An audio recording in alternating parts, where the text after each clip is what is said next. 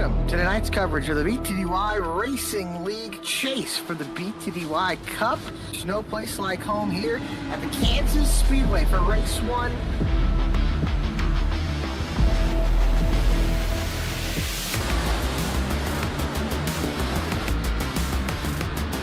Colorado stays bottom, slides up into 1. He comes back up the track and he gets clobbered. Here comes Loveland to the inside. Jeff Wright will come home and he'll win the race and win the playoffs at the Kansas Speedway.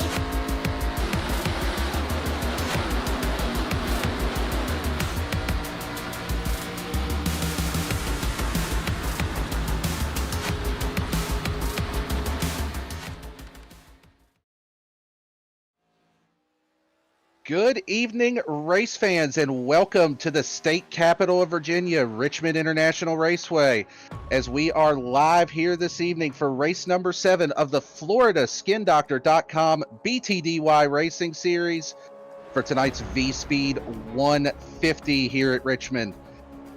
And we are bringing you all the action live on VSPEED here this evening. My name's Daniel Cunningham, up here in the booth to bring you all the action, alongside my co-anchor and producer, Lucas Lyons, pulling double duty for us tonight. Lucas, thank you for having me up here in the booth. Appreciate the opportunity to give us a little bit of commentary this evening. Thank you for pulling the double duty here this evening. How you feeling, buddy, and what are you looking forward to as we get ready for this race here this evening? Yeah, I'm really glad that you're able to come up in the booth with me, Daniel. I know me and you worked together in the past. Should be a very exciting race. We're at a 3/4 mile D oval short track. It's a lot different than what we had last week, and I'm not going to be surprised if we see some feathers get ruffled here tonight. Yep, definitely always got that possibility whenever you head to short tracks with short tempers. And yeah, it's going to be a lot of fun here this evening. I've got a chance to race with these guys a few times over the years. First time getting to be up here in the booth and take a look at it from this perspective. So going to be a fun evening. You mentioned last week at Auto Club and the exciting racing that we saw there. Why don't you give us a little bit of an overview? You were on the call for that race as well. How did that shake up our point standings as we head into race 7? Yeah, last week we had a tie for the lead between Brody Hayes and Keith Mayato. And last week, Levi Cox led half the race in dominating fashion. Held off Bailey Turner on a green-white checkered for the win. And you see it there. Brody Hayes, Levi Cox, and Keith Mayato all separated by 2 points. Going all the way to the cut line, Jeremiah Hobbs has 2 points over Michael Jones and 3 points over Alan Dice. And it's close throughout this whole field, Daniel. Yeah, you can see it right there as we have that cutoff. The red line in between 12th and 13th, where Jeremiah Hobbs currently holds that last chase spot. Only 16 points over Dennis Faircloth down in 20th. I think pretty much everybody other than maybe that guy in the 08 there in 18th place might have a pretty good shot at making it in to the chase as we wind down the rest of the regular season here. And while we get ready for these drivers to finish up their qualifying laps, let's take a quick look at tonight's race details, what these drivers are going to be up against here at Richmond. Got 150 laps on cue tonight. Lap 25, somewhere thereabouts. Maybe if we have a little caution earlier, might be before that. They're going to have a stage break, comp caution, whatever you want to call it. They're going to get a chance to re-rack them, restack them, go back at it again. Pit road speed, 40 miles an hour. 4 sets of tires available in the pits. 3 green-white checker attempts. Saw that come into play last week at Auto Club. 80% fuel. That expected fuel run between 86 to 92 laps here this evening. But chances are these guys are going to want tires before then with the way that this place just eats up tires.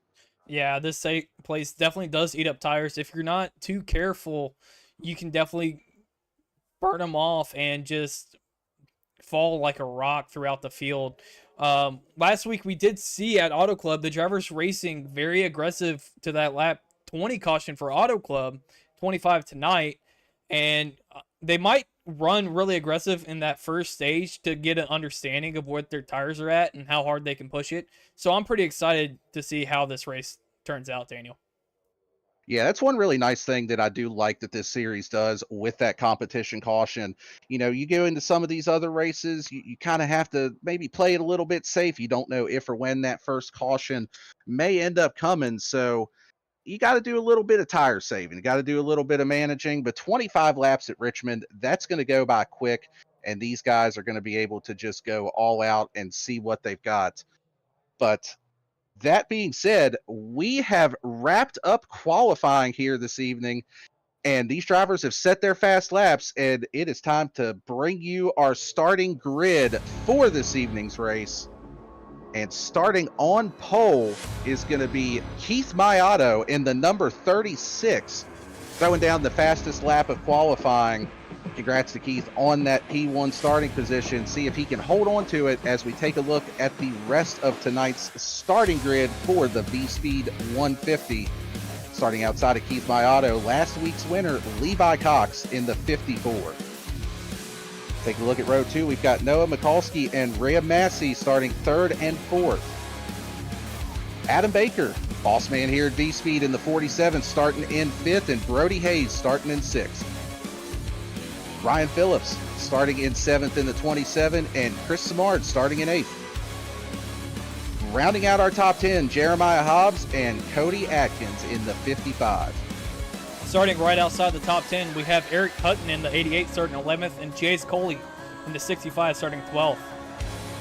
Starting 13th, we have the number 13 of Jake Mankey, and starting 14th, Colton Braymiller. Starting 15th, we have Brady Wagner in the 28, and in the 15, we have Christian Blackwell starting 16th. In 17th position, we have Dallas Sullivan in the 46, and the 14 of Todd Hills Jr. starting 18th. Not taking the time, we have the 63 of Max Koss and the 02 of James Loveland starting P20. Right outside of the top 20, we have Michael Robinson in the 29, and rounding out our field for tonight, we have the 30 of Adrian Loya. 22 cars, they are on the grid and getting ready to roll for tonight's pace laps here at Richmond. Lucas, I'm going to put you on the spot, buddy. We've got 2 laps while they pace here and get everything ready to roll. Who are you looking at tonight? Maybe not necessarily pick to win, but I got to know, who is your pick for the one to watch as we go through this evening's race? You know, I've only commentated 2 races, and with this being my 3rd tonight. And one driver I always see drive through the field is the 65 of Jace Coley. He's starting outside of the top 10, but every time I watch him, he knows how to drive through the field and get up towards the front later on. So he's my pick for tonight, Daniel. I think that's a really solid pick. Like I said, I've got a chance to race against these guys a few times this season. I think I'm going to stick with the VSPEED family here. I'm going to pick the boss man himself, Adam Baker, starting up there in the top 5. I think he's going to be one to watch tonight. He seemed like he's pretty excited to get this race going and to have the opportunity to run here tonight. So we'll see what he can do here this evening. Yeah, that's a really good pick. He went a lap down at Auto Club and somehow still with the green flag pit cycles was able to get back all the way up to 3rd cycling. And was still in contention for the win until he got taken out late. Definitely a solid drive for him last week. Well, folks, the lights are off. On that pace truck, it's going to make the hard left turn down onto pit road. Keith Mayato, Levi Cox on the front row as they approach that start zone. Green flag is in the air, and we are racing side by side as, the 36 gets turned on the initial start. Caution is out already here at Richmond. Absolute just heartbreak for Keith Mayato on that start. I did not see if maybe he spun the tires a little bit or what might have happened, but we're going to cue it up on the VSPEED instant replay. You see the pace truck had just come off the track there. Take a look right along here as we see what happened. And man, it looks like maybe he just redlined, and I think I may have heard him actually mic up on the race comms and say that the car just would not shift. So definitely a tough start. Going to get another angle of it here. And it looks like that was the 03 of Noah Mikulski right behind him. Just nothing that he could do. You see the 37 of Brody Hayes sideways. Got a bumper laying in the middle of the track. Just absolute chaos on the initial start here tonight. Yeah, the run on board, you did see him stay around that 8,000 RPM range, so definitely something wrong with the shifter or the car. So it's definitely heartbreak for a few of these guys like Ray Massey and a few other drivers. But one thing you also have to keep in mind, these drivers don't have a faster pair in this league. You are indeed correct. We did not touch on that during our race details, but they do not have a faster pair. Ray Massey in the 23 is showing a meatball flag currently, and it looks like his night is going to be over before it even really gets started. Tough break for him, tough break for a few of our competitors that are going to have to come down pit road and get some damage fixed. Yeah, it's definitely going to be a very uphill battle for everyone involved in that. And it kind of just hands the lead over to Levi Cox and Ryan Phillips being able to now become that front row. So we'll definitely have to see what happens here on this next restart. Yeah, definitely. And we've got Adam Baker has moved up to third, Jeremiah Hobbs up to fourth, and Chris Samard rounding out our top five after that early caution, with a lot of our front runners getting a piece of that damage. And, you know, Lucas, as they kind of pace around here, what if you get caught up in an early wreck like that? What's kind of your mindset the rest of the night going through just to try to salvage something out of it? It's definitely frustrating, especially when you have a great qualifying effort like what the 36 of Keith Mayato had and Brody Hayes and stuff like that. So you definitely have to calm yourself down and just refocus, because that's definitely what you're going to need here is a lot of focus. It's a lot of repetition, not a lot of not making mistakes, and you just have to get back into the mindset that you had going into qualifying and try to calm your nerves and just go do what you do best and run consistent laps. Very much so, as we see Levi Cox going to take the outside lane for this restart. Aside from Rhea Massey, all of our other drivers are still on the lead lap, so early enough that they will have some time to try to bounce back from that and try to salvage a good finish out of it. Pace truck is going to pull off. We are going to try this again here, folks. The 54 and 27 are going to get into that restart zone. Green flag is back out in the air. Looks like we got a cleaner start this time, as they are going to be side by side for the lead as we head down into turn one. Yeah, that was a great start from Cox on the outside. Having the control and being able to clear the 27 out of the corner, as we see two wide behind them with the 88 and the 77. Chris Martin, Eric Hutton battling for the top five. Yeah, good battle between those two. Also a good side-by-side battle for second right now between Jeremiah Hobbs and Ryan Phillips in that 27. Hobbs is somebody that when I've raced around him this season, he's been really, really fast on the short runs, and it looks like he is holding true to that here this evening as he's making some ground in that second lane, trying to grab that P2 position. Yeah, if Jeremiah Hobbs can just save tires a little bit for that longer run, he can definitely be a contender to win. Me and you both raced with him in the past, as he's almost to the rear bumper of Cox now, and he is absolutely blaring fast on the short run, but we'll see what he can do with the long run here tonight. Yeah, absolutely. As we take a look a little farther back, battle for P4 between two of our VSPEED cars. We've got Chris Samard and the boss man, Adam Baker, side by side battling for that fourth position. Looks like Adam's going to be able to hang on to it for now, and they are single file on back to about the 10th place now as they try to log some laps early here. Yeah, looking a little bit further back, we see Noah Mahalski, who was involved in that lap one wreck, working on the 15 of Christian Blackwell, trying to get some of that track position back from that first restart. Yeah, absolutely. And he did restart almost at the tail end of the field to see, oh no, he's going to go around the 03 into the wall off the bumper of the 15, just as we were talking about what a great recovery drive he had already started on. Trouble for the second time tonight for the 03. Going to go back and take a look at it here and see what exactly happened. And you can see it here going down into turn one. Plenty of room between the two of them. And looks like Noah rolling the bottom pretty steady there, and maybe just a little bit of contact there with the 15 bouncing off the wall and coming down the track into the 0-3. Definitely nothing intentional on that. And you know, I've experienced that myself with these ARCA cars, where sometimes you make just a little bit of contact with that wall and it just shoots you back down into traffic. Yeah, it's very prominent on corner exit. It just sucks for Noah Mahalski as he brings it down pit road to get some of that damage fixed. He did such a great job starting from the end of that lead and driving all the way back up around the 12th position. So heartbreak for Noah Mahalski. So we'll see if he can get all that damage fixed and come back out on track. Yeah, definitely going to be another uphill climb for him. But another driver that was involved in that first caution that we had, Brody Hayes, shout out to him. He has already worked his way back up to the 11th position on the fringe of the top 10.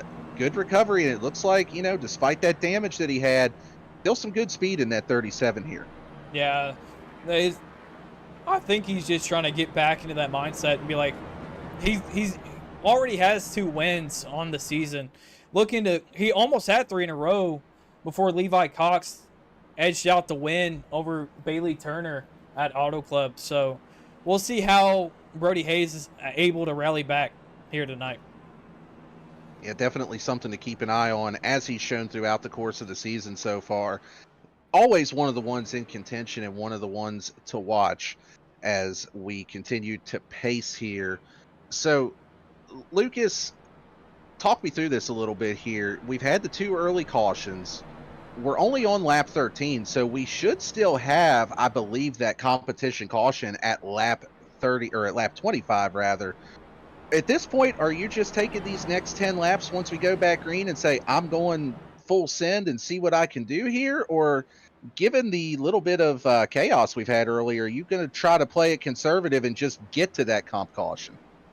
Do you want what I would do or what someone else does, Daniel? Give me your answer, Lucas. That's what I want to know. Well, you know me. I like to go flat out as long as I can and just kind of suffer on the long end. So if I was out there on the track, I'd be trying to gain as much as I can and then use one of the sets in pit road and just try to see what my tire wear is and stuff like that. That's my boy. All gas, no brake. You love to hear it. We are lined up 2 by 2. Pace truck going to pull off yet again. Front row, Levi Cox, Jeremiah Hobbs. Cox on the inside this time. Green flag is back out in the air. Good jump for the 54. He looks to clear as they get down into turn 1, but the battle's going to be on for second, side by side between Hobbs and Ryan Phillips. Yeah, a little bit of different strategy from Levi Cox, starting on the bottom that time and still got a really good jump. I think both the inside and the outside is great for the leaders, but we'll see what lane becomes prominent for the leaders later on in the race. But you know what? I like it. If you're Levi Cox, you've got these opportunities on these early restarts. You've had 2 of them where you're the control car. Pick a different lane each time and see if maybe one works a little bit better. As we take a look back here at Cody Atkins battling for P7 with the 13 of Jake Mackay. Good run so far for that 55. He's had some tough luck here early on this season trying to turn things around and get the ship righted. Yeah, as he's looking to the inside, about even going into turn 1 and 2. We'll see if he can get the run off the bottom here, as it looks like the 13 just edges him a little bit. Still, Cody's to that inside quarter panel. Yeah, it looked like the 13 may have made a little bit of contact, and you can kind of see it there on the bottom out of the 55. Looked like he was fighting loose on corner exits, something, especially off of turn 4, that's always a concern here at Richmond. You know, especially as you get farther into the runs, these rear tires are going to light up, especially with this being a day race, a little bit hotter track temp. But as we talk about that, 37 of Brody Hayes still on the comeback trail here. He's officially cracked his way into the top 10, looking for 9th and 8th, seeing if he can get a little 2-for-1 here and work his way farther up before we get to that cop caution. Yeah, Brody Hayes is doing a great recovery job, just trying to fix the damage from what happened on that initial start here tonight, as he started around the 15th position all the way up to 9th now. So we'll see how he finishes here coming to the stage caution in about 5 laps. Yeah, and he's gained 2 positions since this most recent restart, looking for his 3rd position gained as he had restarted in 11th after that most recent incident. Still side by side with the 55, and you're kind of seeing right here as the 13 blinked out a little bit there ahead of them. But this is what makes Richmond fun, or depending on what side of the coin you're on, possibly frustrating for a driver.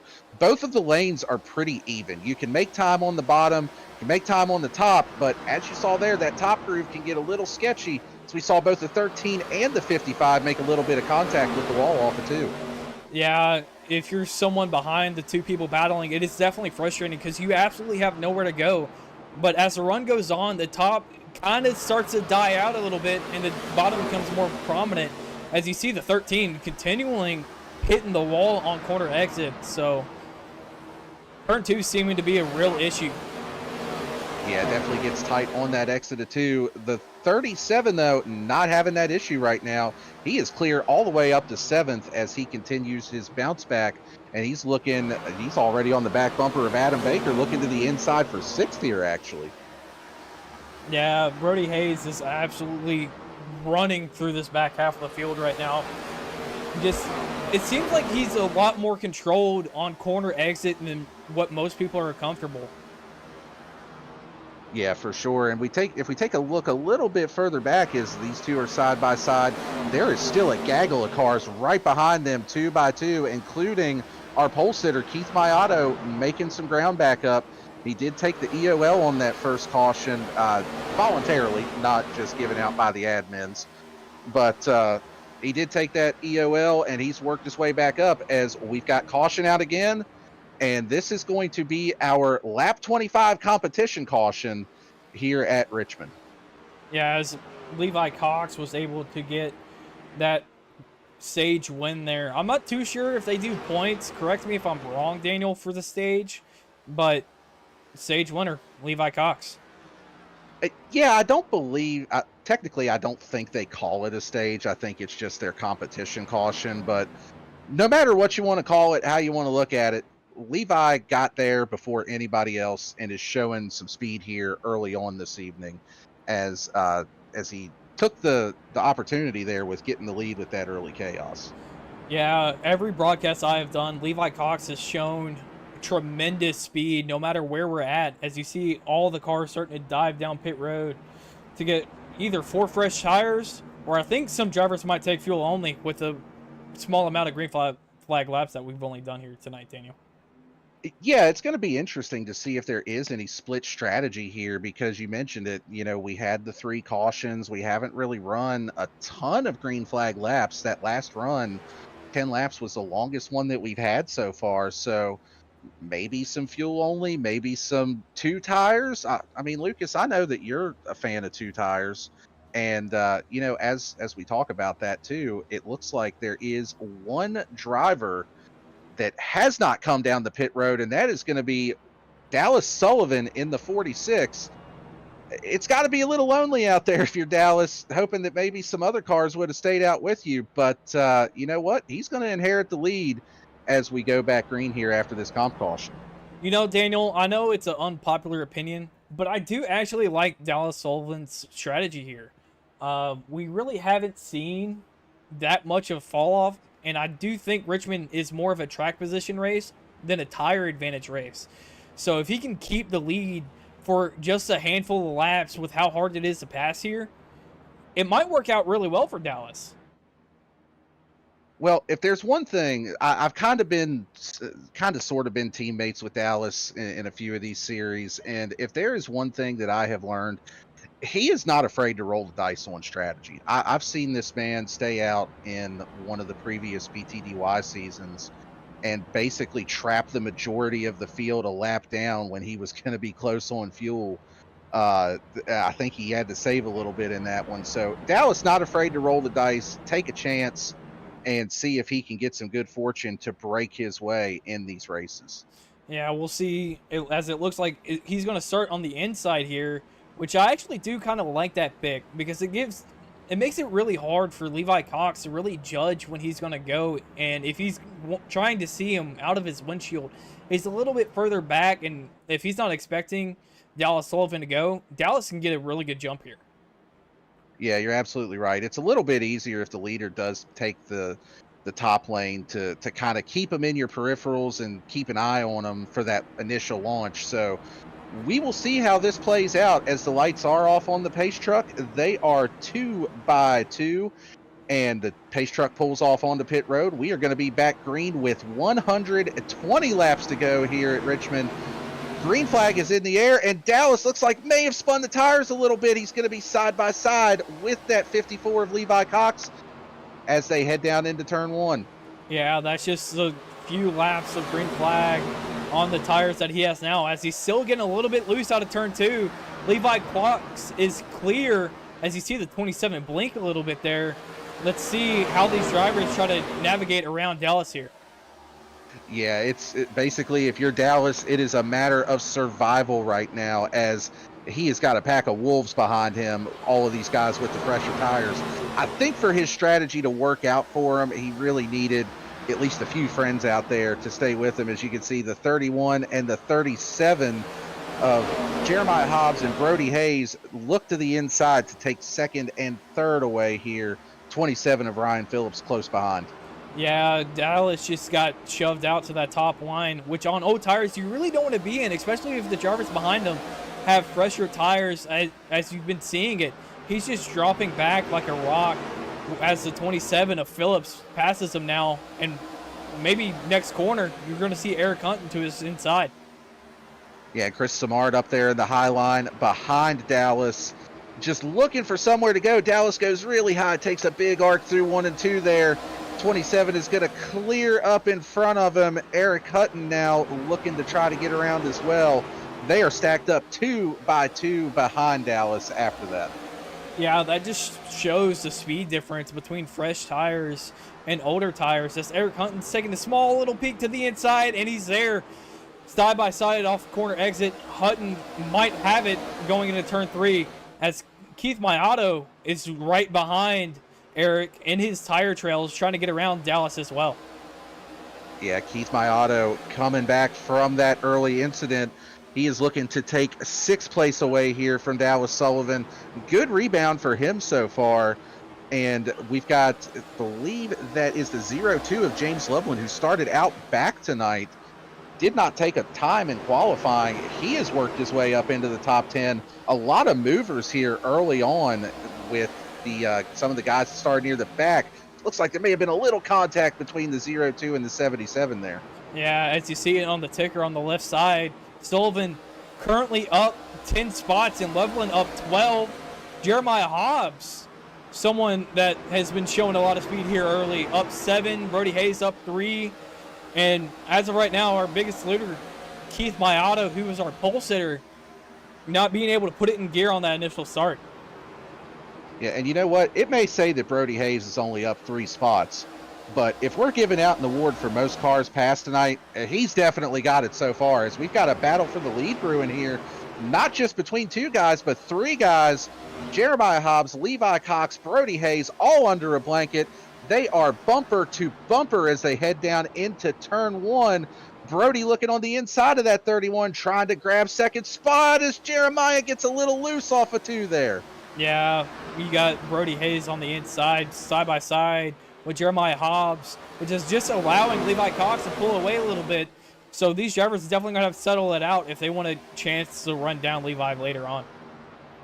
And you know, you mentioned it earlier, Lucas, with Brody as he was working his way back up through the field, and this is something that has continued to be true as we restarted from that comp caution. He just looks like he is so much more under control on corner exit than a lot of these other cars, maybe more so than any other car in the field.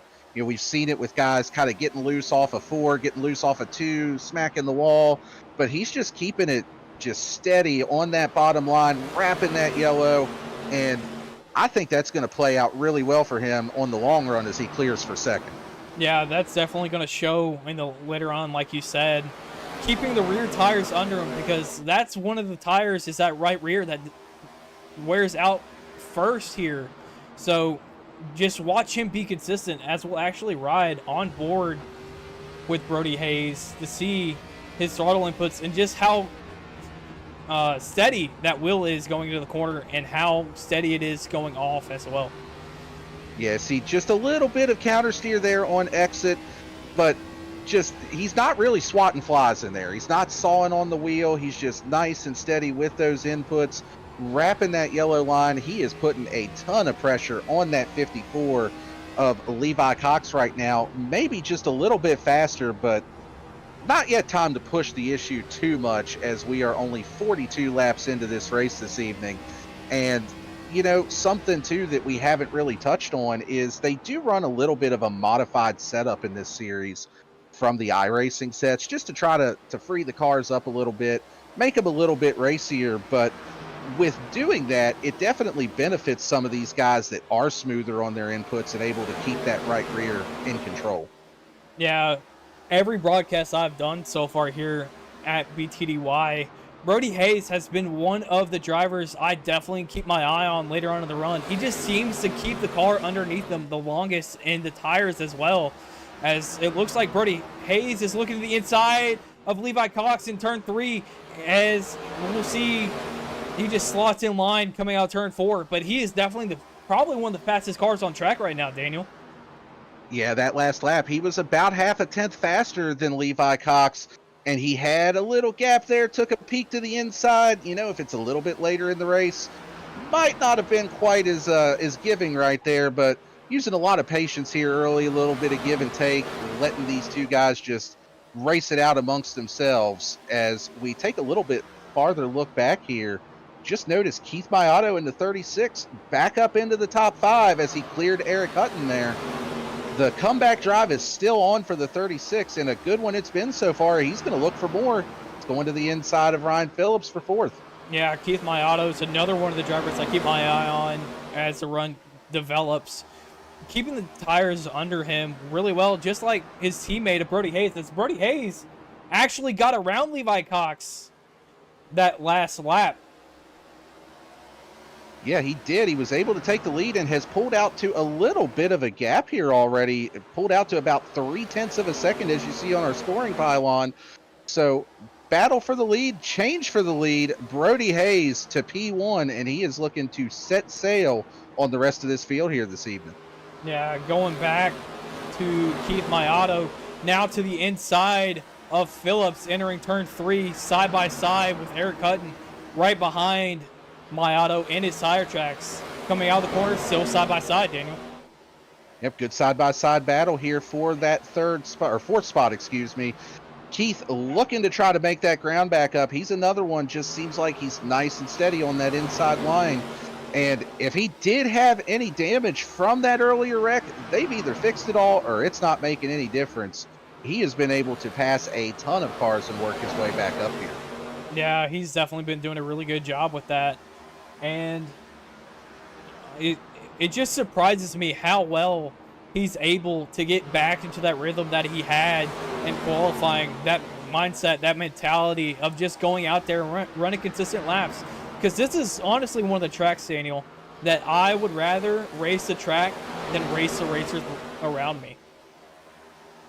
Yeah, you're 100% right. This track kind of reminds me of North Wilkesboro a little bit in that aspect. You don't really want to try to overdrive the car and get around people. You're better off to just run your race and just let things come to you. And we're going to take a look a little bit farther back here as we check in on our strategy play that we had with Dallas Sullivan. It has not worked out in his favor so far. Dallas back to P14, 15th. He has fallen on those older tires. Dallas probably hoping, praying for a caution right now to come down pit road and put some fresh tires on that machine. Well, I'm going to play a little bit of devil's advocate here, Daniel. I think it might actually work out for Dallas if the cautions start to fall later on, because tires later in the run, if there's 40, 50, maybe even 60 lap different old tires, you can definitely drive through the field if you are aggressive enough. So I wouldn't count him out yet, Daniel. Oh yeah, for sure. And that's the plus side of the strategy that he's playing is now, if we do get some cautions late, depending on how they fall and how long the green flag runs are, he's got an extra set of tires to burn over the rest of the field that, he can be a little bit more liberal, we'll say, in his use of them. He doesn't have to to manage them quite as much as the other guys do out there tonight. Yeah, as this battle fourth continues to brew up, Levi Cox is back to the rear bumper of Brody Hayes. So Levi definitely found something to run back down. Hayes from 3/10 was to his bumper a second ago, now within a tenth of a second. Yeah, and it looks like Levi has actually found some speed up on that second lane, something that I'll be honest, I didn't expect to see that. He got a run off of 4. He's going to look to the inside. Don't think he's quite close enough yet to make a move, as now Brody is going to have that outside lane in the 37, but it looks like that's how he's making up all of his time. He's just able to carry more momentum, and now you see, just as racers always do, you see one guy turning fast laps doing something. You got to get up there and try it yourself. Brody Hayes going to move up now and try to run that higher line, but Levi is still right in the hip pocket of that 37. Yeah, one thing I will be very curious of is how the tires wear running that late apex that they're doing. I know, like, when I would race here, I would always try to wrap the bottom as long as I could and just try to save the tires for later in the race. Did it ever work out? No. But, you know, maybe I should take a page out of Brody's book, because he's definitely one of, if not the best, long-run racers here in BTDY. You know, that might not be a bad idea, Lucas. We know that you're a great producer. We love you up here in the booth, but saving tires is not your strong point. So I think we all need to take some notes on what Brody's doing. But you mentioned it. The tire wear is going to be interesting, because we talked about him being so smooth on these corner exits, and with running that higher line, you see both of those guys are a little bit more sideways with that higher exit than what they were with just wrapping the bottom. So it's really a risk versus reward thing. You know it's faster, but how much longer is it going to be faster for? Little bobble out of the 37, and Levi Cox is on his right rear quarter panel. Is he going to have room to make it stick on the outside and get tight off of 2? Yeah, one thing I've noticed between these two is Levi Cox is getting a little bit looser coming out of the corners than Brody Hayes. As, of course, as I say something, Brody Hayes gets a little bit loose out of turn 4. But this race is definitely about minimizing your mistakes, as they're now working around the lap car of Todd Giles Jr., as he's going to fall in line behind him. Yeah, coming up on some lap traffic here for our leaders, but doing a good job of navigating, and the 25 showing plenty of respect to our leaders. We're going to take a little bit further look back here, side by side for that 5th position between Eric Hutton and Ryan Phillips. Keith Mayato was able to clear through for 4th. Still 4 cars under a blanket, with Chris Samard also right behind this battle. One thing I do want to point out is the 2 leaders, Brody Hayes and Levi Cox, are running 0.2 of a lap faster than this battle here. So definitely battling someone is going to slow down your lap time. So if they can get this sorted out quickly, as the 14 gets in the wall out of turn 2. Yeah, a little bit of an issue with the lap car there, but you know, something else that I was taking a look at when you had our last lap speeds up, Keith Mayato pretty much matching our top 2 cars on lap time there, as he was finally able to clear and get up into 4th place, and he is chasing down that 3rd place car of Jeremiah Hobbs. The 36 of Keith Mayato definitely not out of this by any stretch here this evening. Yeah, definitely not. Last lap, he ran a 10th faster than Jeremiah Hobbs, excuse me. So we'll definitely have to see what it is this time by, as it looks about even.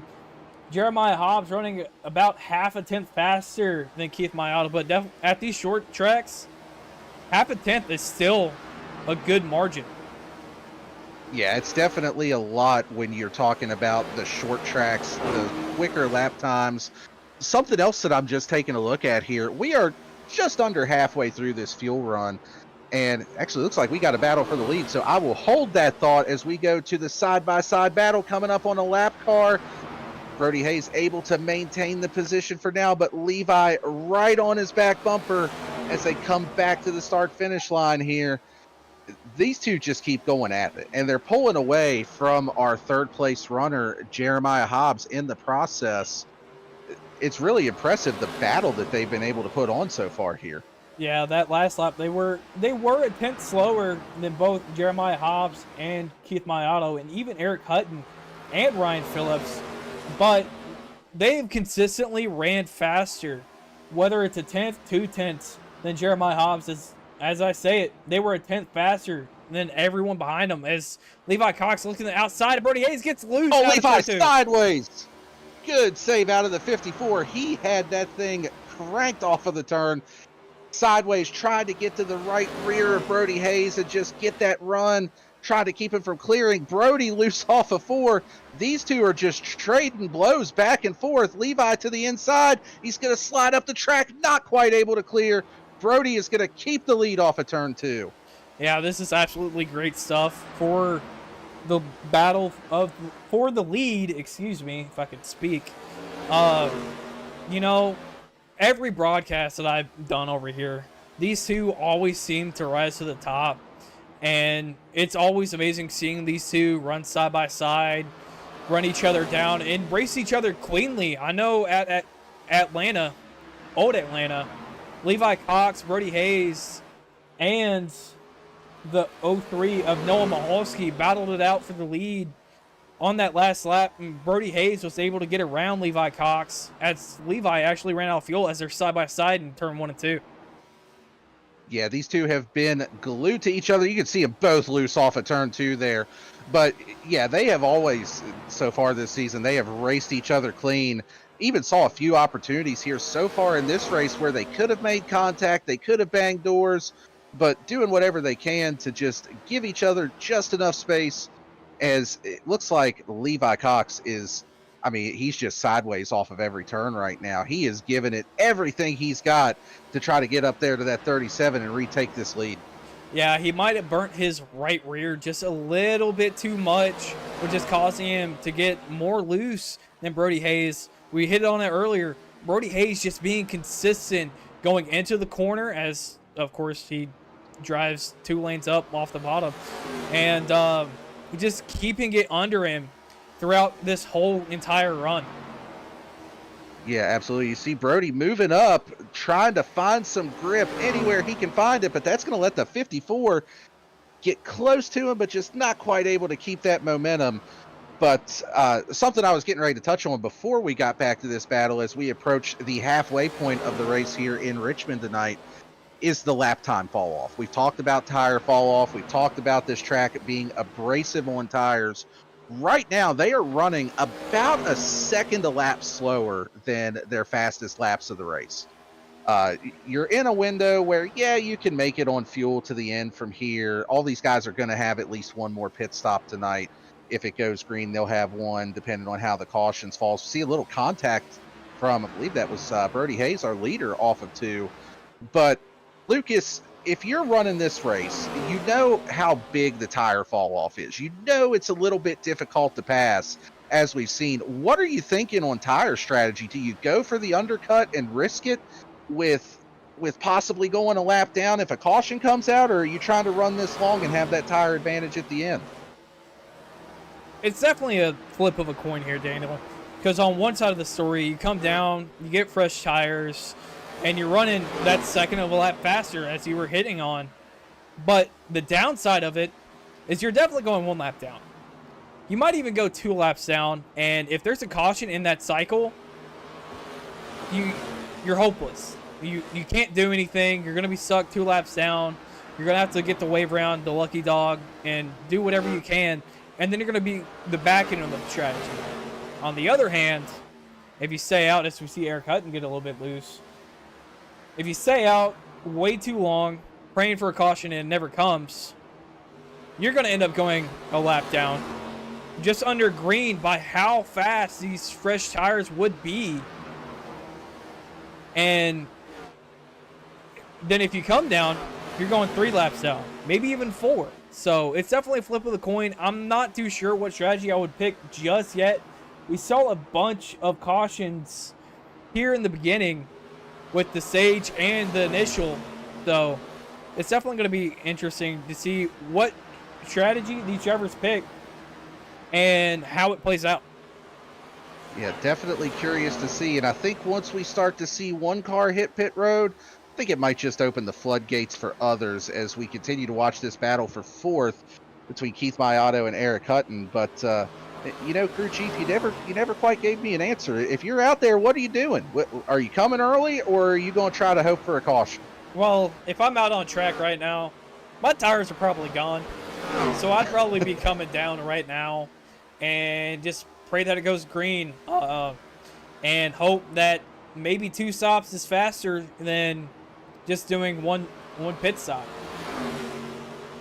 Well, I can tell you right now, I would run it long and hope for the caution, but usually whatever I pick is wrong because I'm overqualified to work for Ferrari for pit strategy. So that means that coming early and doing the undercut is probably the right call. But we're going to keep watching this battle between the 36 and the 88. Seen them getting a little bit loose. You see the difference in lines that the two of them are running, and starting to actually close in on Jeremiah Hobbs a little bit here, even with them fighting for position. Hobbs just a few tenths up ahead, about a half a second up ahead of him here. Yeah, it's been really interesting to see these two as close as they have been, even with how hard that they've been racing. We saw it with Brody Hayes and Levi Cox, how close they were. You want to know that gap now, Daniel? Over a second. The biggest I saw, 1.5 seconds.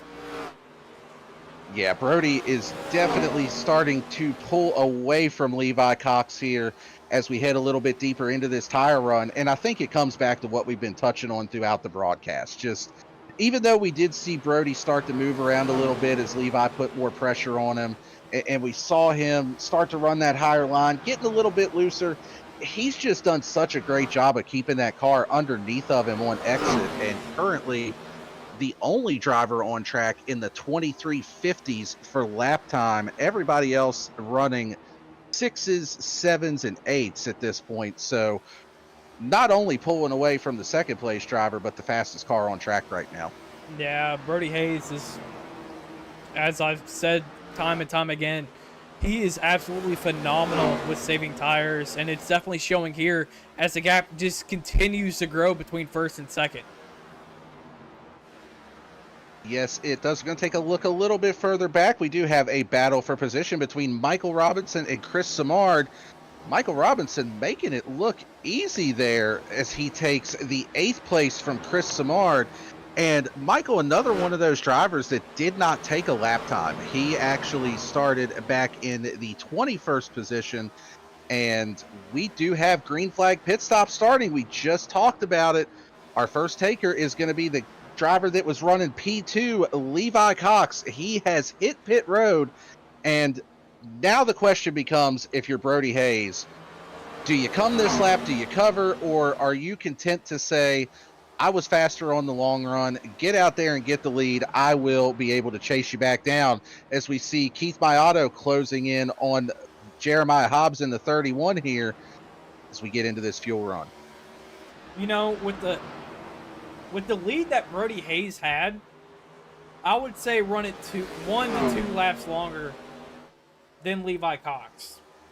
Yes, you're going to give up a second, but you'll have just that little bit more fresher tires than him. It's either 1 or 2 laps or make it 10. That's my strategy. If you're not coming, getting loose there off the turn. Sorry, Lucas.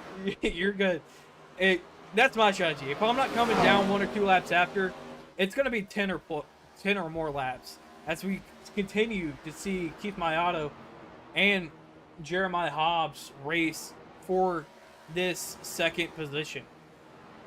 Well, and so far, not a ton of takers among our lead lap cars that we had. Levi Cox has been in, Noah Mikulski, Eric Hutton. Those are the leaders that have pitted so far, our previous lead lap cars, I should say. Adam Baker, it looks like, is on pit road now in the 47. So, I kind of expected more guys to start to hit pit road once we got that first top runner to come down, but it looks like these guys are content to just stick to whatever strategy they had going into this run and run it out the way that they had initially planned. Cody Atkins also on pit road now, not really reacting to what the other guys around them are doing. Yeah, I think what is scaring them the most is how much these tires have actually fallen off. You said it earlier. They have fallen off a second entirely. So if you can have that second later on in the race, it's going to be game changing, just being able to drive up there. But I think another thing that's kind of scaring them is how loose some of these drivers are getting off the corner, Daniel. Yeah, that could absolutely be it, because we've seen it all throughout the race so far. Guys just sideways off of those turns, and all it takes is that one car to get loose on corner exit and loop it around, and you're stuck a lap down. As you can see there on the bottom of your screen, Cody Adkins, his struggles continue this season. Black flagged for speeding in the pits, and he was having a solid run before that, so hate to see that for the 55, as we had a couple of guys getting close there between the 29 of Michael Robinson, Ryan Phillips in the 27. See Levi Cox trying to race his way back up with those fresher tires, and this is going to give you a perfect illustration of just how much speed is in those fresh tires. Yeah, you see Levi Cox going 3 wide to the top, making it look easy getting around the 02 and the 27. Now working on the 29, and he's clear before turn 3 is even over. So he is definitely going through the field, currently running 23 2s compared to Brody Hayes 23 7s. Yeah, half a second faster, and that is even with contending with those cars that are slower just because they're on the older tires. So once he's got a little bit of clean racetrack, which he does have ahead of him now, as you see our lap times over there on the left, I'm going to be curious to see what his difference is. He ran a 23 flat that last lap compared to 23.82 for our leader, Brody Hayes. So almost a full second difference between what he's running and what our leaders are running. Yeah, it's definitely very, very interesting, and I'm excited to see how it plays out as we keep talking about him. Levi Cox currently on the left side of your screen, running down Jeremiah Hobbs, Keith Mayato. So we'll definitely have to see how fresh tires are compared to 70 lap old tires. Yeah, and he's honestly getting into a range where he could unlap himself the old-fashioned way, and if a caution did come out, even though he would lose that track position, he would at least still be back on the lead lap. He's going to easily clear Jeremiah Hobbs here, our current third-place runner, set sights on Keith Mayato, who is in second, and with this tire difference, it's not going to be long before he gets to our leader, but I believe Brody Hayes is actually on pit road as our leader. So, you know, as Levi Cox passes the 36, he has unlapped himself now. Yeah, this is definitely going to be very interesting to see where Brody Hayes actually comes out. Levi Cox came in maybe 15 laps ago, so we'll have to see how much ground he actually made up, as he still has to, as he's back on the lead lap now, actually. So yeah, you can see Levi going around the pit exit there. Let's take a look at Brody Hayes to see where he is going to cycle out with all of this. He is just now leaving the pit road. So, yes, a lot fresher tires for that 37, but he has got a lot of ground to make up. So that's really the biggest key here, and that's going to open up the floodgates. You see Keith Mayato, Jeremiah Hobbs, Michael Robinson, Loveland Costs, they are all on pit road. Dallas Sullivan finally coming down for his first stop of the race, I believe, as he stayed out on that comp caution. So, you know, that's always one of my favorite things about Richmond, whether it's on iRacing, whether it's in real life. You just get such a variety of pitch strategies, and even if you've got somebody out there that's, you know, dominated a race, that doesn't necessarily mean that they've got it in the bag. yeah, that's definitely true. But you know what we haven't done yet, Daniel? We haven't thanked, I do not know. You tell me. We haven't thanked any of our great sponsors over here at BTDY. So we'll go side by side as pit stops are wrapping up to thank some of our great sponsors. At Cynthia Rogers, MD Dermatology, we specialize in providing comprehensive expert care for the full spectrum of skin conditions, from complex skin diseases and skin cancer to aging concerns and aesthetic needs. With decades of combined experience in medical, surgical, and aesthetic dermatology, our team brings both deep clinical knowledge and a patient-first approach to every visit. Our practice focuses on developing personalized treatment plans tailored to each individual's skin, health, and life stage. We're located in Port St. Lucie, Florida, in the PSL Professional Center. Learn more or schedule a visit at floridaskindoctor.com.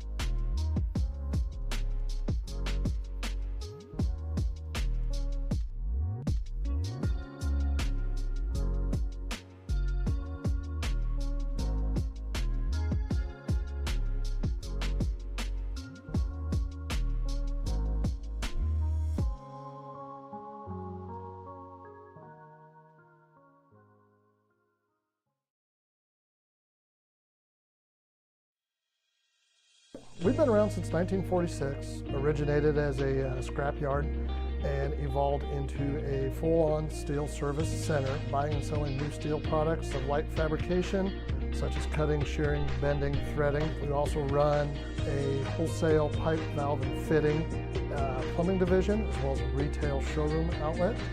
And then we also are a full-on structural steel fabricator, which is the skeletal steel that you see in commercial and residential structures. We sell to a wide variety of contractors, plumbers, maintenance type personnel, underground utility companies. We sell anything from single nuts and bolts to like a typical hardware store type of feel, one fitting, to full semi-loads of pipes. We're a little deeper in our inventory, and we actually have maybe a little more specialized type of fittings and such. Stock quite a diverse inventory, so we try to keep everything here to keep you guys going.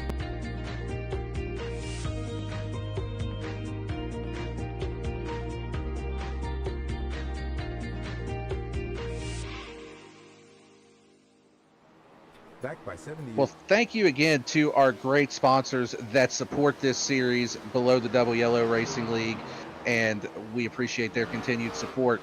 Folks, you see it over there on the left-hand side. Pit stops have cycled through. Levi Cox, your current leader. Brody Hayes in second. Eric Hutton in third. Wagner just now coming down pit road, actually, as I say his name. So that'll put Ryan Phillips in fourth and Adam Baker rounding out your top five. But what we're looking at right now, Brody Hayes in that 37, he is making quick work of these cars around him, and he is pretty quickly cutting in to Levi Cox's advantage. 0.3 of a second faster that last lap, as we are under 40 laps to go here at Richmond. Yeah, it's just those fresher tires than Levi Cox and the rest of the field.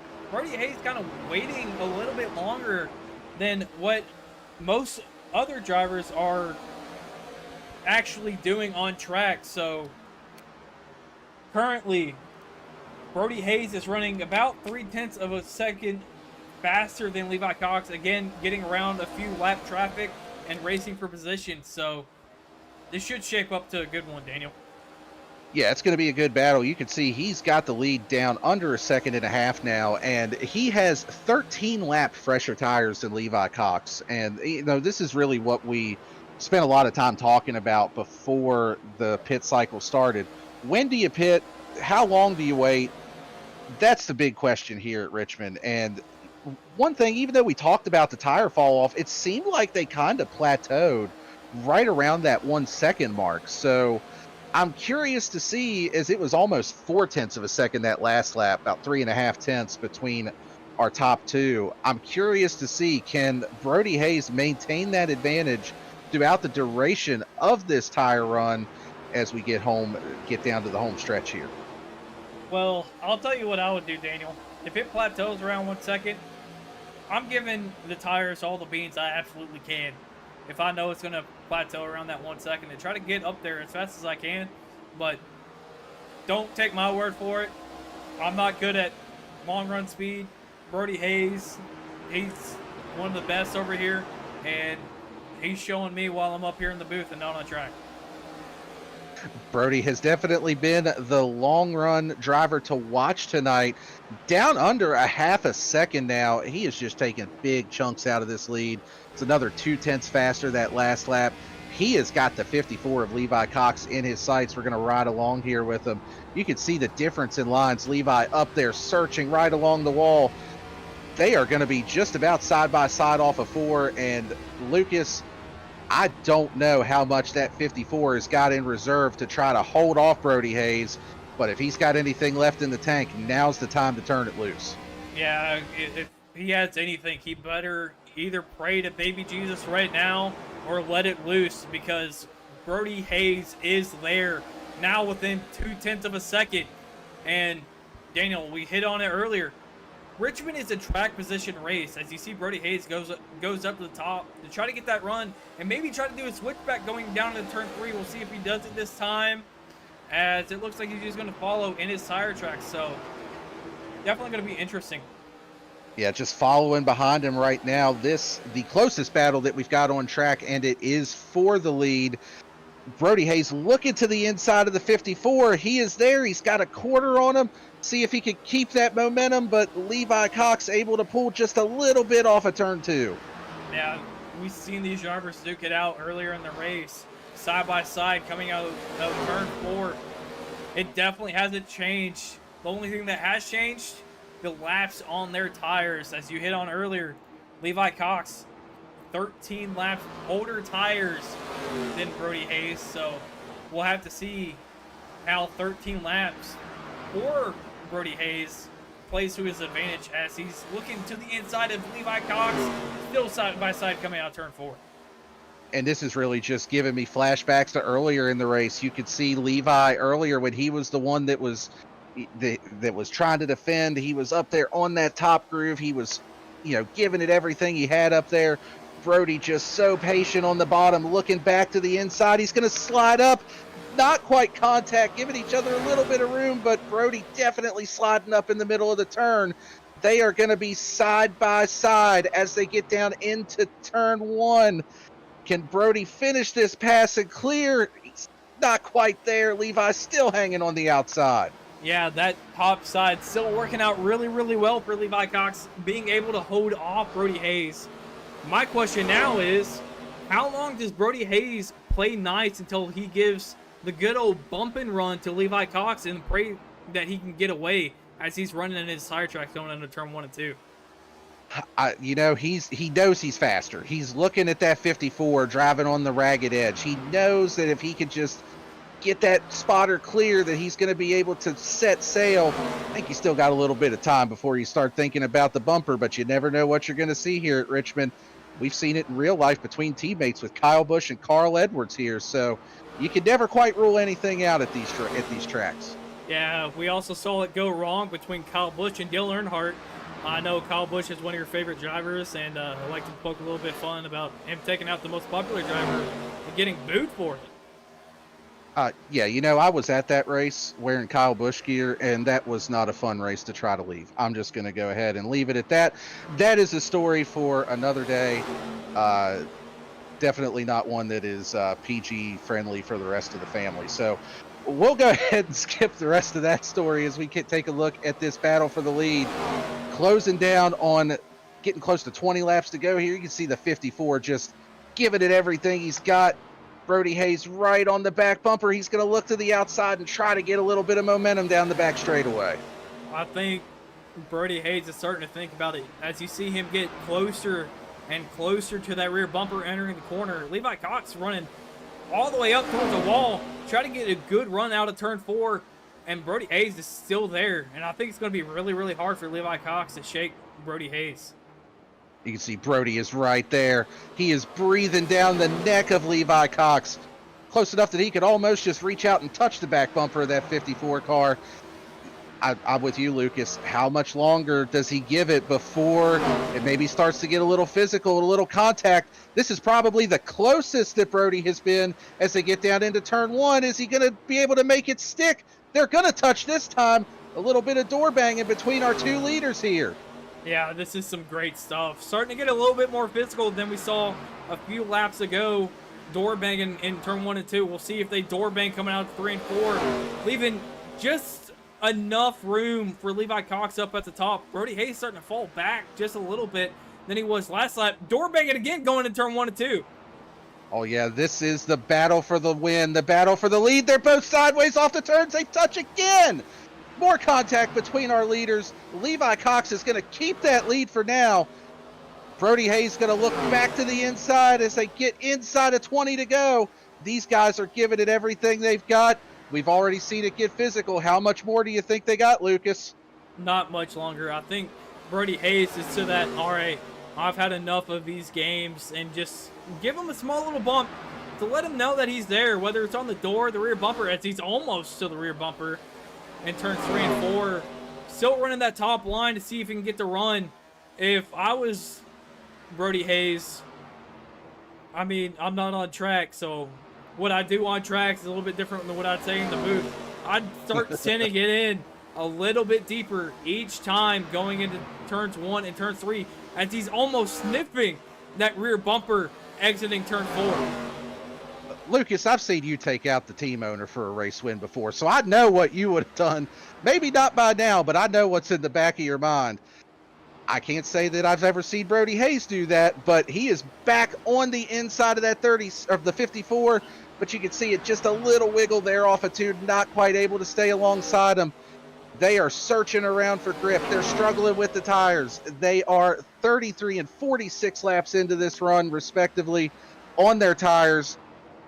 I don't know how much more these guys have got or where they're going to find any more speed, but just an absolute masterclass right now between these two, and they are still pulling away even from the rest of the field with the way that they're racing each other. Yeah, that's definitely true. And I think Brody Hayes' tire advantage is starting to go away ever so slightly. Yes, he can get to the rear bumper of Levi Cox, but he can't seem to get the run off of the corner.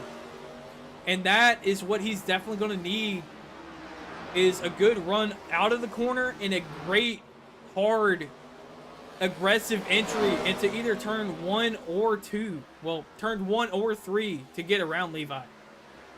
And just as we say that, you can see that wide angle that Brody took out of turn 4. He was able to turn down and get a run down the front straightaway, but not quite able to make the pass stick. He's still going to look to the inside as they go into turn 3, slides up the track. No contact, but close between our first and second place runners.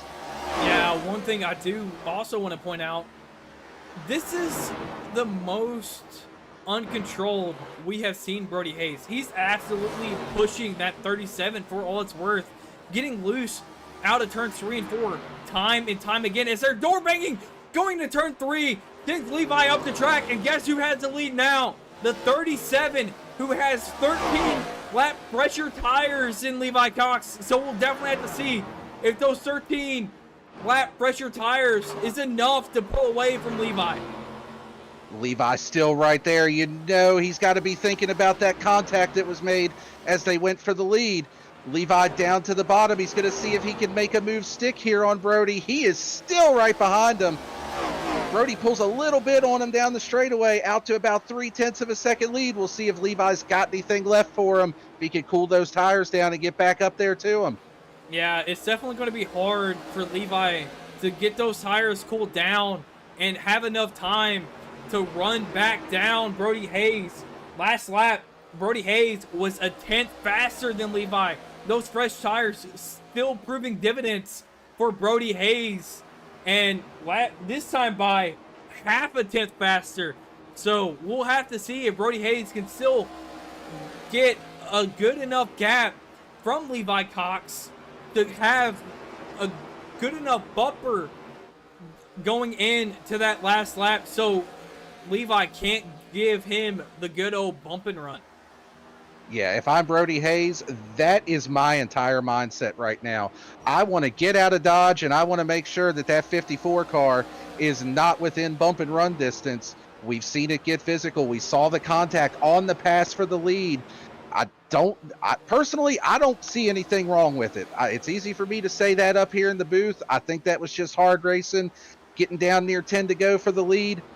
But you and I both know when you're sitting in the driver's seat, if there's contact and you lose the lead from it, you're probably seeing red at that point, and you know what you're going to do if you can get back to the bumper of that guy that got around you. Yeah, that is definitely true. I've been bumped a few times and lost a race because of it. Yes, it's a clean move, but it is definitely frustrating losing like that. And Brody Hayes just still pulling away from Levi Cox. It took a while for Brody Hayes to get around him, but he keeps pulling half a tenth, a tenth, a tenth and a half these past few laps. The gap now, half a second, 6/10 of a second, about to be 7/10 of a second from Levi Cox. Yeah, now I believe you are starting to see more of that tire advantage come into play. Brody Hayes, a tenth of a second faster than Levi Cox on that previous lap. And I think Levi, if he was going to make the move, he probably had to do it right that first lap after. Still not giving up, though. You can see how hard he's driving it down into the turn. He was actually about a tenth faster that last lap than Brody Hayes. So just as I say that and start to write him off, he's going to prove me wrong and start to close this gap back down. Yeah, if he is running a tenth faster, he's definitely going to have to run that tenth faster consistently for these last 4 laps here at Richmond. And if not, he's definitely going to have to sit it in a lot harder than he ever has all race long. As last lap, Brody Hayes, a tenth faster. So Levi Cox just gave that tenth right back to Brody Hayes. Yeah, starting to stretch it back out here for Hayes in the 37. You can see 5 to go up on our scoring pylon, 4 to go as they cross the line. Brody still running just about even lap times with Levi Cox that last lap by. The only thing that he's probably thinking right now, please, no yellow flag. Let's just run these last 4 laps out and get this thing home in one piece. Well, I'm up in the booth. I'm not out there on the track. You know what I want, Daniel? I want that yellow flag. But just as we say that, the broadcaster curse has struck. We've got a caution with 3 laps to go. And as they would say, this changes everything. Brody Hayes, so close to the win. We're going to go back and see what happened on the VSPEED instant replay and try to see who that is there, Lucas. Is that the 14 car that we're looking at? That is the 14. As we'll see what happens. I think it's going to happen out of turn 4. Maybe just got loose. And maybe a bump and run from the 29, as we'll see here. Oh, Looks like he just got loose off of the turn. And be honest, unless he stopped on track, I am kind of surprised that iRacing threw a caution for that, because he was pretty well off the racing line. So, man, I've been in that position where you're in the lead, you get the late race caution. Even with him stopping there, he's pretty well off the racing line. So, yeah, a little surprising to see that caution come out, as some of our leaders are going to hit pit road here. Believe we've got a little bit of mixed bag of strategy, and we're going to see who stays out, who comes down pit road for tires, who's going to take 4, who's going to take 2, and we are going to set it up for a green-white checker finish here in the VSPEED 150. Well, I guess it'll be about the VSPEED 153 or 154 now by the time we get finished with this one. yeah, I know Brody Hayes is absolutely punching the air right now. I get the entertainment of calling this race just a little bit longer, but Brody Hayes, he's absolutely probably distraught, as actually Keith Mayotto will be the leader for this restart. Yeah, Keith Mayotto, the first one off of pit road, and that is the result of a 2-tire stop for the 36 car. He is rolling the dice here. He took right sides only, and all he's got to do is hang on for 2 laps. So, you know what? If I'm Keith, I love the call. I'm going to roll the dice. I'm going to see what I can do, see if I can use those 2 tires to beat the 37 of Brody Hayes and complete the comeback here from that early incident that he had. Yeah, this is the probably one and only chance for Keith to get this victory here tonight. Hopefully his shifter actually shifts into gear here. And if I was Keith Mayato, I would go as soon as my nose gets in the box and pray that either Levi Cox or Eric Hutton doesn't get a good enough restart to give you the bump and run going into turn 1 or turn 3, as we've seen Austin Dillon do it to Joey Logano and Denny Hamlin. We have indeed seen it a number of times here at Richmond over the years. Keith Mayato is going to take the inside line on this restart. Lights are out on the iRacing pace truck. I'm going to tell you what, this might be the most nervous that I've been for a green-white checker restart, and I ain't even the one out there on the track. Pace truck is going to make the hard left-hand turn. They're coming to the restart zone. Keith Mayato, the control car. Green flag is in the air. Mayato gets the jump. He is out to a pretty decent lead here as they head off into turn 1, side by side for second. Brody Hayes ships it in on the outside, not quite able to make it stick though. Keith is going to clear for the lead. I started wrecking in the back. Oh, we've got trouble behind them. As we say, green. No caution out yet. Doesn't look like we're going to get one. We are going to stay green. White flag is in the air. This is going to be the last time around. Side by side for the lead. Levi Cox on the bottom. Keith Mayato up top. They're going to make contact. They slide up the track. Brody Hayes to the inside. They're going to be 3 wide as they get down into turn 3. Who's going to make it stick? Keith up on the outside. 54 in the middle. Brody Hayes on the bottom. Who's going to have the run? They touch. And Lucas, I don't know who got that one. I think it was Keith Mayato in the 36. I think it was by 1/100th of a second. Keith Mayato is your winner here tonight. What an absolute run to the finish. Our top 3 drivers separated by 6/100ths of a second. You can't ask for much more on a green-white checker than that. Keith Mayato using the strategy call to complete the comeback and get the win here at Richmond.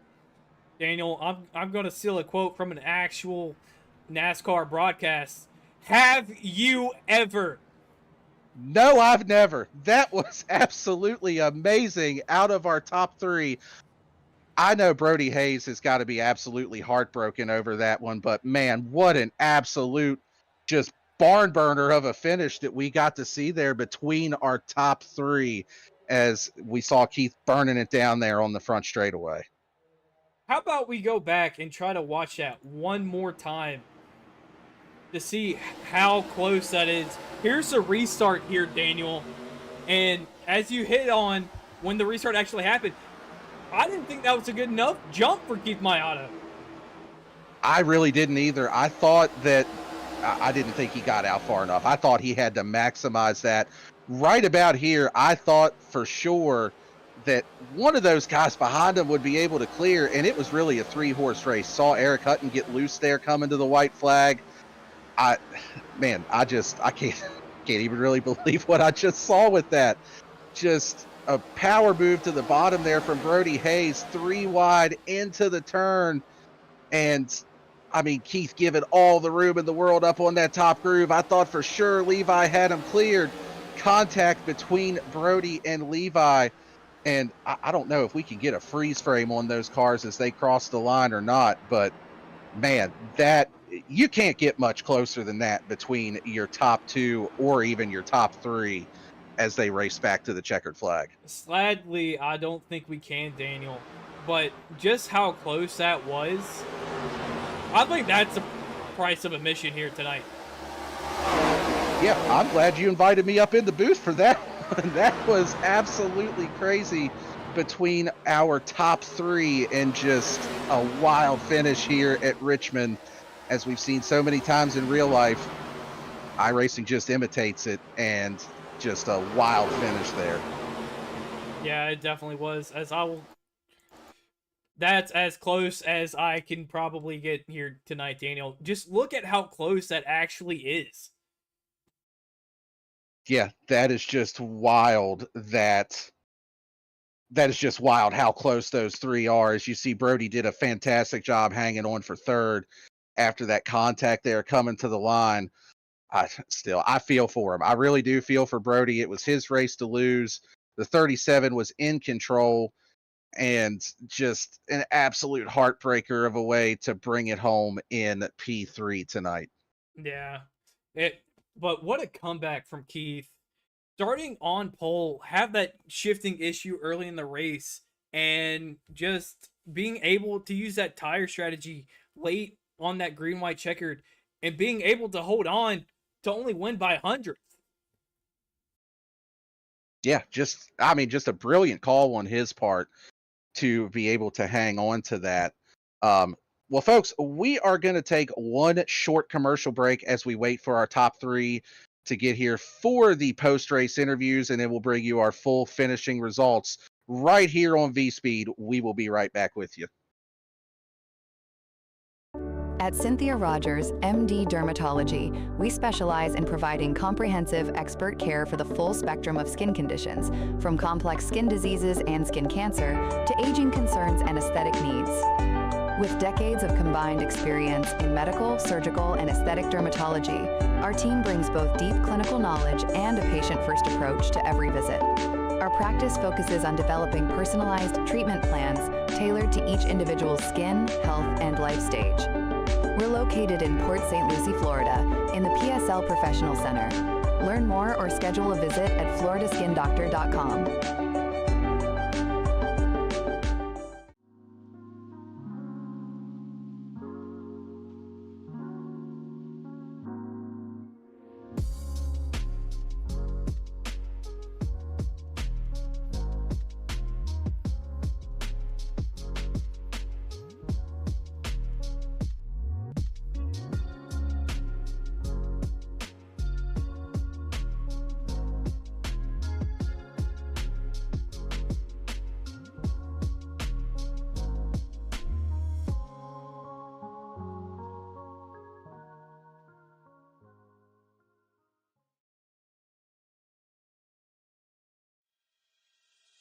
We've been around since 1946, originated as a scrap yard and evolved into a full-on steel service center, buying and selling new steel products of light fabrication, such as cutting, shearing, bending, threading. We also run a wholesale pipe, valve, and fitting plumbing division, as well as a retail showroom outlet. And then we also are a full-on structural steel fabricator, which is the skeletal steel that you see in commercial and residential structures.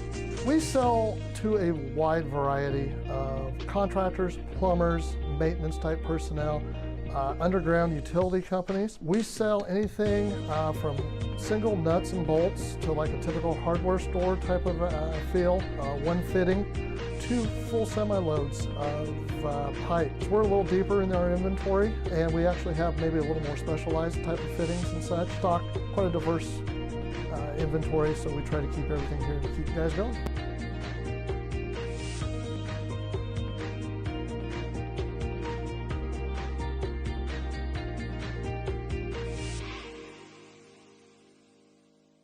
Backed by 70 years of experience, Duncan Water Systems specializes in commercial and residential water system testing, design, installation, and maintenance. Our mission at Duncan Water Systems is to provide high-quality water solutions to every customer. We pride ourselves on being responsive, honest, and customer-oriented. Our priority is safer water for you and your family. Contact us via call, text, email, or visit us at duncanwatersystems.com.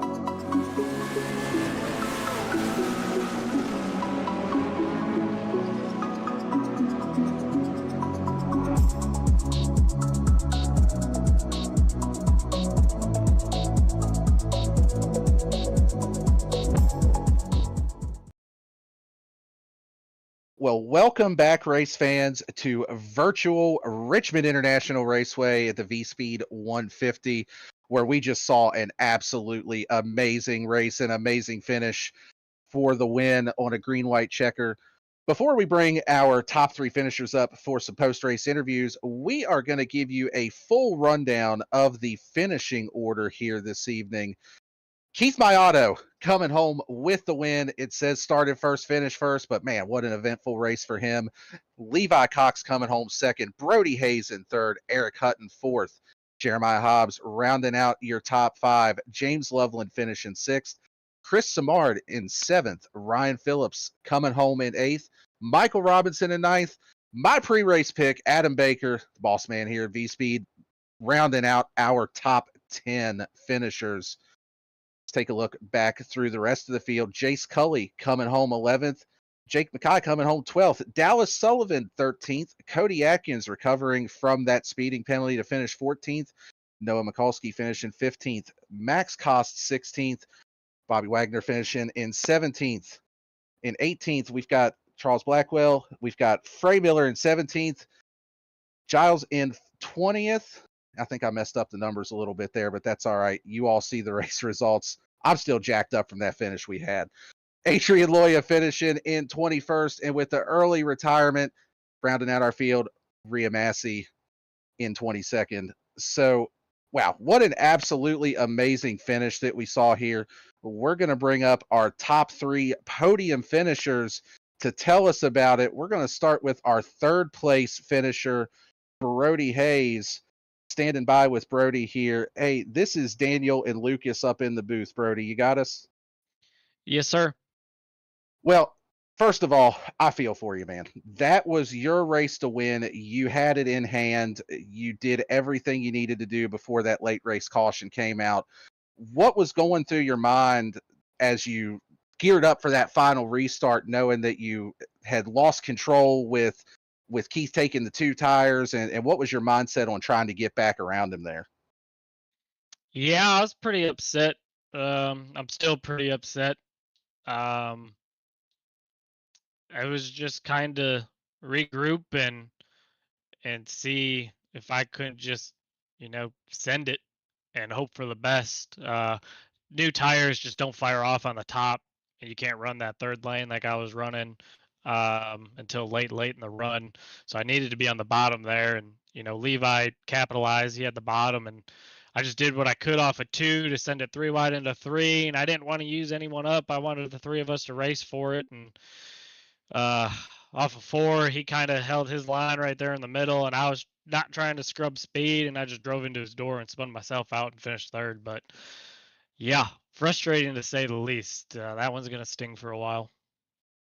Well, that still doesn't take away all of the great racing that you had with Levi Cox before that late race caution came out. Give me a rundown of kind of how you use your pit strategy and your fresher tires to get around Levi there. Yeah, that was a heck of a battle with Levi. Yeah, I didn't want to pit too early to where I didn't have nothing at the end, and I didn't want to pit too late to where I didn't have no time. So it was kind of like I set a goal like 50 to go or so, like we're pitting, and I caught him. When I caught him, I didn't have enough tire to just drive by him. And he had enough tire left to hold me off, a little bit, and I didn't want to wreck him. I didn't want to put him in the wall or anything. We raced hard, we raced clean, we banged doors a little bit, and I was able to squeak by him into 3 there and kind of set sail from there. And we both talked about it. That was probably some of the most fun, clean short track racing we've had on iRacing. I told him I'm dripping sweat over here. I haven't worked that hard on here in a long time just to get by somebody. So, racing like that is why we do it and why we keep coming back. So if there's some more of that this year, it's going to be a fun season. Well, Brody, again, I know not the finish you were hoping for after leading 67 laps tonight, but still a really solid result. You made it really entertaining for us to call up here in the booth, and just an absolutely phenomenal drive coming back from the early issue there on that first initial start we had. Before we let you go this evening, anybody you want to shout out or thank? Yeah, shout out to you guys in the booth. This one's gonna be a fun one to go back and watch. I think I might have passed the most cars tonight. I wasn't planning on going to the back on lap one, but we did, and but it was fun coming back through the field. But thanks to everybody that puts on BTDY, all the sponsors. I'll give a shout out to my buddy Ryan. He's on his honeymoon tonight or this week. He just got married this weekend. And Cody did a wonderful job on the setup again. I don't think he's missed on a setup yet. So to be able to run the high line at Richmond, run the fence, I mean that was fun. Just searching for any type of speed. So yeah, on to next week. Right. Well, there you have it from our third place finisher, Brody Hayes. Appreciate him coming up and speaking with us.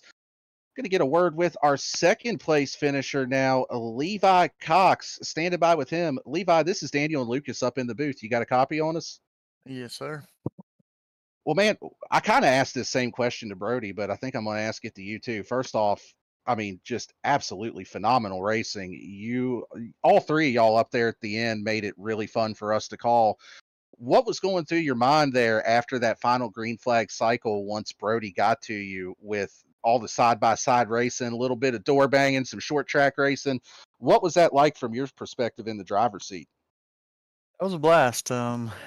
Whenever I knew he was going to catch me at some point, and I was surprised to hold him off for 2 laps, and then I just kept being able to hold him off. So that was pretty fun, just running the high line, kind of pinching his exits, and he could roll the entry and center a little bit better, but he just couldn't get the run up off, and just doing everything I could to hold him off because those fresh tires were definitely a little bit of an advantage, but I think over that run there, they kind of evened out a little bit by the time he got to me, and then just making him wear his stuff out, it was kind of evening out a little bit more. So that was a great battle, one of my favorite battles I've ever had on iRacing, and he didn't do anything wrong. That was just good short track racing fun.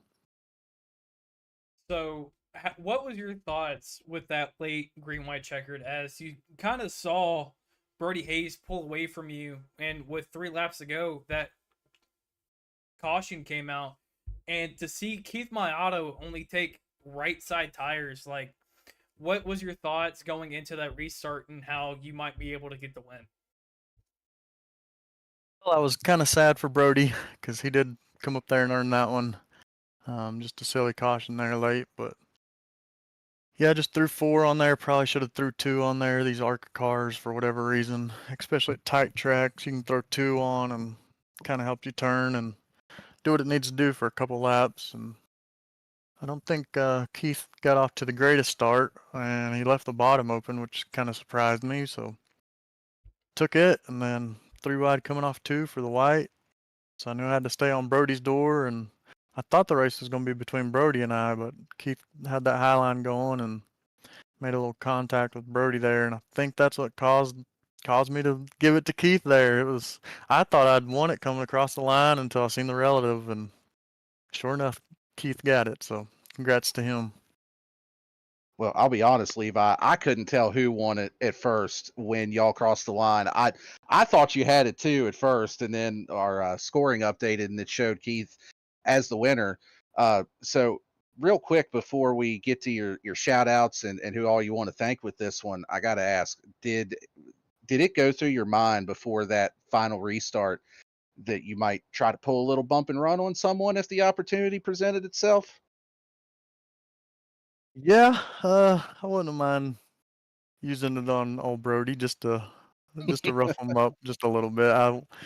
That was my immediate thought whenever he got in front of me. So I'm kind of glad that I didn't get back to him a lap or 2 after he cleared me. But nah, all good fun and clean racing in my mind. Yes, sir. Well, glad to hear it from both you and Brody with how much fun that was to call up here with y'all racing for the lead.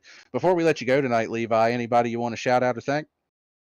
Yeah, thank the Lord Jesus for giving me life and just letting me enjoy something here on this whole earth. Thank you guys for the broadcast. I can't wait to go back and watch this one. I think it's going to be really fun. Big Fast Racing, #1 Hero Cards, Mythic Metals, Duncan Water Systems, Overcut, Still Graphics and Designs. And then my brother who sponsors the car, Cody Glenn Cox Music on YouTube, TikTok, Facebook, and Spotify. Y'all go check him out, give him a listen. He's got some tour dates coming up here in the next few months, opening for Randy Travis. So check out the website and see if he's somewhere close and go check him out there. Right. Well, there you have it. Levi Cox, your second place finisher. And we are going to bring Keith Mayato, the race winner. He's been patiently waiting for his interview. Keith, this is Lucas and Daniel up here in the booth. You got a copy on us? 10-4. Well, man, I've said this to the other two guys that we brought up here. What an absolutely phenomenal finish. I can't think of a better finish that I've ever seen on iRacing. And personally for you, I'm going to call it a spin and win after the first lap, the first start rather, with the issue you had. After you started on pole and had that early caution, what was your mindset once you got back there in the back to try to work your way back up to the front? A little embarrassment at first, and then just not wreck anyone else after that fact. Just be patient, and like I said, I didn't think I was going to get back up to the front. At some point, Brody and Levi were checking out. I didn't have that long run speed, but I guess luck fell my way to make it happen. So, what was it like trying to drive through the field to get back up there, and what made you decide to take right side tires on that late race restart for that win? It wasn't easy driving through the field. I think I was stuck. I think it was like Philip. It might have been like a 30-lap battle. It felt like a 30-lap battle. Stuck on his inside, destroyed the right rear on the car, and it was horrible for the rest of the run. And then I actually thought with the last caution, more guys were going to take two. Especially the first two. I thought at least one of them would have taken that risk, and then when I saw it was just me, I was like, well, here's a chance, and it didn't feel good. It was way looser and just skittish all over the track on two tires, but I just had 2 laps. I had to hang on for 2 laps, and it was just enough. Well, and to kind of build off of that question that Lucas asked about the two tires, when you saw that you were the only one on two and that you didn't really have a cushion of anybody else taking it, did you think you were going to be able to hold on for those 2 laps? Or were you thinking, man, I got to have some things go right for this to work out here for me? I had confidence 2 tires are going to work until I went into turn 1, and then I felt how bad it was, and I was like, oh, I'm going to get run over pretty quickly. So if I didn't protect the outside, Levi would have got by me pretty quickly, or actually Brody would have, because I would have been on the inside and Levi would have been behind me. So no, I had confidence going in until I got on throttle on the restart, felt it go a little sideways, and I'm like, and it was kind of like just squirrely down the front stretch. I was like, oh, I might not last 2 laps in this thing, and I held on long enough and had a great run out of 4. Well, you all definitely put on a show for us. That was an absolute blast to call up here in the booth. Congratulations on that win tonight, Keith. And before we let you go, who do you got to thank? Any sponsors or shout outs? Yeah, of course, VSPEED for sponsoring the race tonight and everything my VSPEED teammates do for me and everyone a part of our team. Yourself, Daniel, Lucas, for doing an awesome job on the broadcast. And sorry to everyone with the start of the race. That was, like I said, embarrassing. Couldn't get into third gear and should have just pulled off and not create all that havoc. So, yeah, big sorry on that one. Hey, you come home with the checkered flag. Congrats again on the win. And that is Keith Mayato, our race winner tonight here at Richmond in the VSPEED 150. And Lucas, before we take a look here at what we've got coming down the pike for this series, man, I feel like Jerry Springer a little bit here, but what's your final thoughts on that one? Well, first off, who would have thought a V-Speed car would have won a race sponsored by V-Speed? Some people might call it rigged, but man, that was such a great finish. A bold strategy for Keith Mayato to take those right side tires, especially being 3 wide in turns 3 and 4, and to only win by 100th of a second. Man, I wouldn't have it any other way. Yeah, that was just, I mean, everything you could have asked for out of that finish with the 3 wide back to the line. as we take a look at the schedule moving forward and where we're going to be racing at next week here on VSPEED. Next broadcast coming up is going to be at Las Vegas, and man, I'll tell you what, they have got a tall order to live up to what we saw here tonight, but these guys always put on great racing, and I have no doubt that we're going to see another one at Vegas next week. Yeah, Vegas can definitely be a draft track, especially in these low horsepower ARCA cars. You kind of see it in the trucks as the green flag drops. They're really bunched up to begin with, but it starts to spread out. So I'm really interested to see how these ARCA cars handle the draft at this 1.5 mile, the oval. So be sure to tune in next week, July 22nd, and watch another great race. Absolutely, and we know that Cody will also build us another good setup to put on the best racing possible next week at Las Vegas as well. But folks, that is going to do it for our coverage here at Richmond this evening in the VSPEED 150 here in BTDY Racing League.